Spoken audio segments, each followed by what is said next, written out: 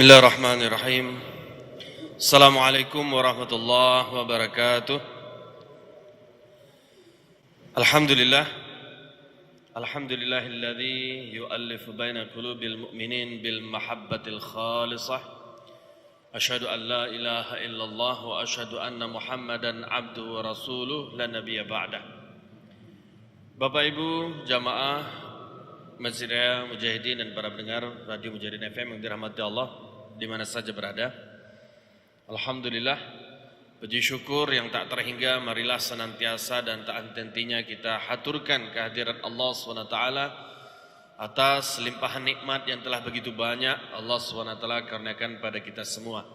Salawat dan salam semoga selalu tercurah pada kekasih kita, junjungan kita Nabi besar Muhammad sallallahu alaihi wasallam. Beliau sebagai qudwah, sebagai uswah, sebagai panutan dan tauladan kita dalam mengamalkan Islam dalam kehidupan kita sehari-hari. Jemaah yang dirahmati Allah, Allah SWT berfirman, Ya ayyuhalladzina amanu ku anfusakum wa ahlikum nara. Wahai orang-orang yang beriman, jagalah dirimu dan keluargamu dari api neraka. Lantas bagaimana cara kita menjaga diri kita dan keluarga kita dari api neraka? Hanya satu jawabannya, yaitu menjaga keluarga kita dengan bekal agama. Jemaah yang dirahmati Allah, banyak ayat, demikian pula hadis yang menyebutkan tentang bekal agama. Itulah yang akan menyelamatkan kita di dunia dan akhirat. Nah, terkait dengan keluarga jamaah yang dirahmati Allah, kita yakin, seyakin-yakinnya bahwasanya tidak ada orang tua yang menginginkan anaknya menderita di dunia, terlebih lagi di akhirat. Tidak ada. Tapi ternyata jamaah yang dirahmati Allah, tidak sedikit ternyata orang tua yang menjerumuskan anaknya ke dalam kehancuran, baik di dunia apalagi di akhirat. Nah, jemaah yang dirahmati Allah, sebagai contoh misalnya,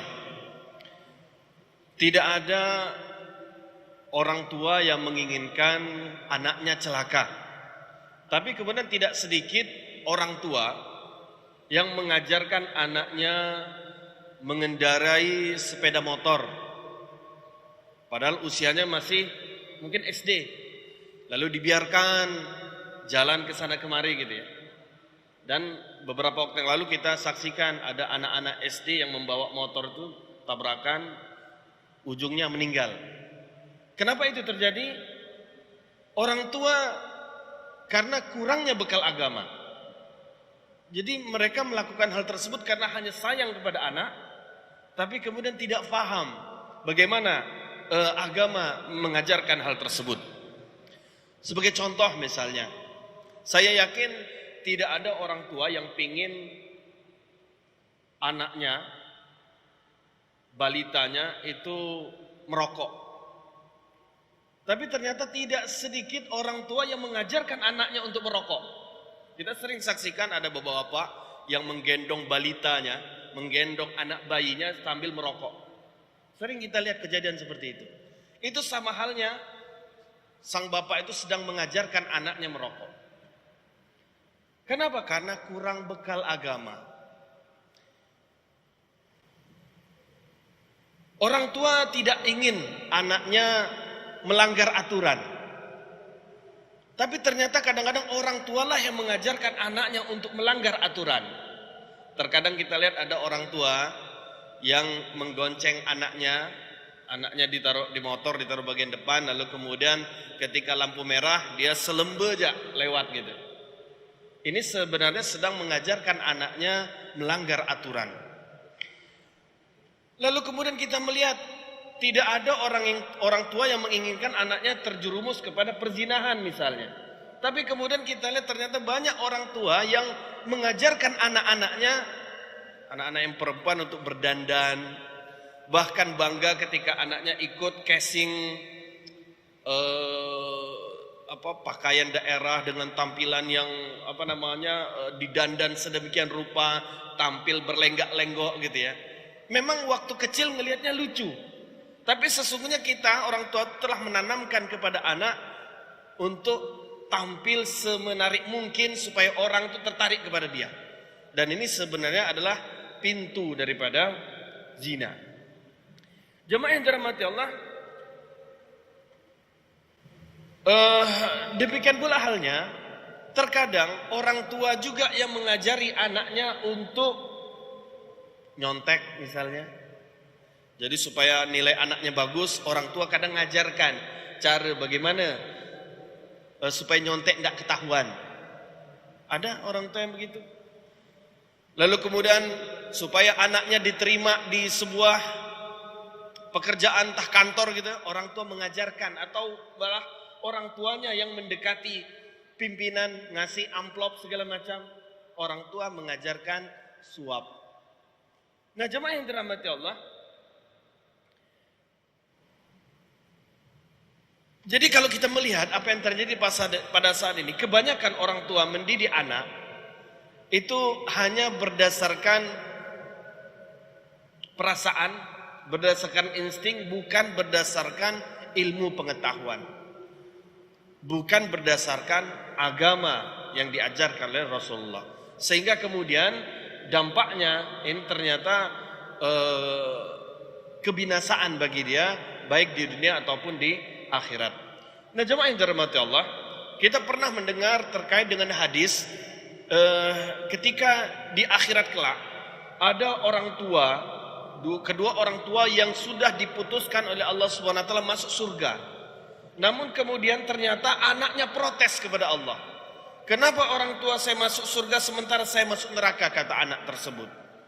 Sementara orang tua saya waktu di dunia tidak pernah mengajarkan kepada saya untuk sholat. Mereka sholat tapi mereka tidak mengajarkan kepada saya bagaimana sholat. Mereka puasa tapi mereka tidak pernah mengajar saya untuk berpuasa. Mereka membaca Al-Quran tapi mereka tidak pernah mengajarkan saya cara membaca Al-Quran. Lalu kemudian karena protes anak tersebut, akhirnya kedua orang tuanya yang tadi sudah diputuskan masuk surga, akhirnya masuk ke dalam neraka. Ini apa artinya? Artinya banyak orang tua yang dikarenakan ketidakfahaman dia, itu akhirnya menyebabkan anaknya dan akhirnya menjerumuskan dia ke dalam neraka. Nah, jemaah yang dirahmati Allah, di dalam sebuah hadis ketika Rasulullah SAW menyampaikan terkait dengan pasangan hidup, Rasulullah menyebutkan tankihul mar'ah li arba'. Wanita itu dinikahi karena 4 faktor, kata Rasulullah. Yang pertama li jamaliha, karena faktor kecantikannya. Kemudian wali maliha, karena hartanya. Yang ketiga wali nasabiha, karena keturunannya. Yang keempat wali diniha, karena faktor agamanya. Lalu kata Rasulullah, fadhfar bidzatid din taribat yadak. Pilih agama, maka kamu akan puas. Jemaah yang dirahmati Allah, taribat yadak itu adalah tradisi masyarakat Arab. Taribat yadak itu tepuk tangan. Jadi orang Arab itu ada tradisi, kalau mereka dijamu makan di padang pasir gitu ya, dijamu. Lalu tamu itu merasa puas atas jamuan dari tuan rumah, maka dia masukkan tangannya ke dalam pasir, lalu dia tepuk tangan. Itu menunjukkan dia puas atas servis daripada tuan rumah, puas atas pelayanan tuan rumah. Nah, maksud dari hadis ini, kalau kita memilih pasangan hidup kita karena faktor agama, kita akan puas. Kita akan dapat semuanya. Cantiknya kita dapat, hartanya kita dapat, nasabnya kita dapat. Cantik itu relatif. Ada seseorang cantik, tapi dalam pandangan yang lain belum tentu cantik. Tapi kalau kita pilih faktor agama, maka yang mungkin menurut orang tidak cantik, menurut kita cantik. Begitu juga harta. Mungkin orang pandang dengan gaji 1 juta sebulan, kita miskin. Tapi karena kita dikayakan oleh Allah SWT, harta 1 juta itu menjadi berkah. Dan kita puas.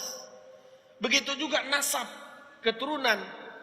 Yang mungkin awalnya di keturunan perampok misalnya, tapi karena faktor agamanya dia dimuliakan oleh Allah SWT. Salah satu contohnya adalah Fudail bin Iyad. mantan perampok, tapi kemudian karena agamanya dia dimuliakan oleh manusia. Nah, jamaah yang dirahmati Allah, jadi faktor agama inilah yang harus terus-menerus kita tambah di dalam kehidupan kita. Harus ada semangat dalam kehidupan kita untuk menambah bekal agama. Wa tazawwadu fa inna khairaz zadi taqwa. Berbekalah kata Allah SWT, dan sebaik-baik bekal adalah takwa. Dan itu adalah agama kita. Jadi agamanya harus terus kita tambah ilmunya. Jangan sampai kemudian ya kita memutuskan segala sesuatu, kehidupan kita itu hanya berdasarkan insting. Rasulullah itu setiap ada masalah, dia selalu mengembalikannya kepada Allah. Artinya agama itu yang menjadi nomor satu, menjadi perhatian ketika kita memiliki masalah. Jangan kemana-mana dulu. Nah, kebanyakan kita, jamaah yang dirahmati Allah, ketika ada masalah, yang sering kita bahas adalah masalah itu sendiri. Kita lupa bertanya kepada yang memberi masalah. Allah itu memberi kita masalah. Tujuannya apa? Untuk meningkatkan kualitas kita. Nah, kita sering lalai. Ketika dapat masalah, kita sibuk ngurus masalah itu. Tapi lupa kita kepada yang memberi masalah. Nah, jemaah yang dirahmati Allah, Allah SWT mengingatkan dalam surah At-Talaq, wa may yattaqillah yaj'al lahu makhraja. Barang siapa bertakwa kepada Allah, Allah beri solusi. Allah beri pintu keluar dari setiap masalah yang dia hadapi. Artinya jemaah yang dirahmati Allah, dalam kehidupan ini kita tidak akan pernah lepas dari yang namanya masalah. Nah, hanya salahnya kita, terkadang kita lebih berkutat fokus pada masalah, tapi lupa kepada yang memberi kita masalah, yaitu Allah SWT. Tentu Allah SWT memberi kepada kita masalah bukan untuk menghancurkan kita. Kehidupan itu diberikan oleh Allah SWT kepada kita, lalu kemudian diberikan ujian kepada kita, tidak lain adalah dalam rangka untuk meningkatkan, menguji kita bagaimana kualitas atau kadar keimanan kita. Nah, untuk itu jamaah yang dirahmati Allah, ada hal lain yang menjadi pengingat kita bahwasanya manusia itu memiliki sifat lalai. Kita tuh sering lupa. Itulah kenapa kalau kita lihat dalam Al-Quran itu ayat tuh selalu diulang-ulang. Kenapa? Karena memang manusia itu punya sifat lalai. Kita lupa. Kadang hari ini udah disampaikan seperti ini, nanti besok lusa lupa lagi. Jangankan kita, manusia biasa. Nabi Adam alaihissalam dengan Hawa istrinya, mereka pernah berdialog dengan Allah. Mereka tinggal di surga.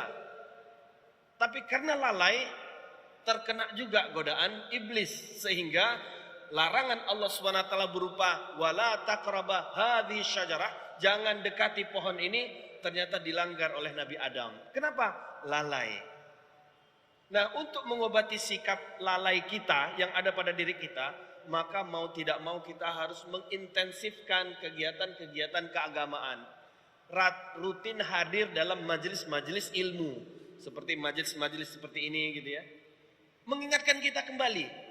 Mungkin apa yang saya sampaikan ini pernah disampaikan oleh ulama-ulama yang lain atau ustadz-ustadz yang lain. Tidak masalah. Tujuannya apa? Mengingatkan kembali. Demikian pula halnya, ya saya menyampaikan dalam kesempatan ini bukan berarti saya lebih paham, tidak. Tapi itu adalah dalam rangka untuk mengingatkan diri saya juga, mengingatkan kembali kepada kita semua bahwasanya betapa pentingnya masalah agama ini, sehingga kita perlu untuk terus mengulang dan mengulang. Ini mungkin yang dapat kami sampaikan dalam kesempatan yang berbahagia ini. Mudah-mudahan apa yang disampaikan ini bermanfaat untuk kita semua. Mohon maaf jika ada kekurangan, khilaf, kesalahan di dalam penyampaian. Kebenaran milik Allah SWT. Al-haqqu min rabbika fala takunanna minal mumtarin. Sadaqallahul azim. Afu minkum. Wassalamualaikum warahmatullahi wabarakatuh.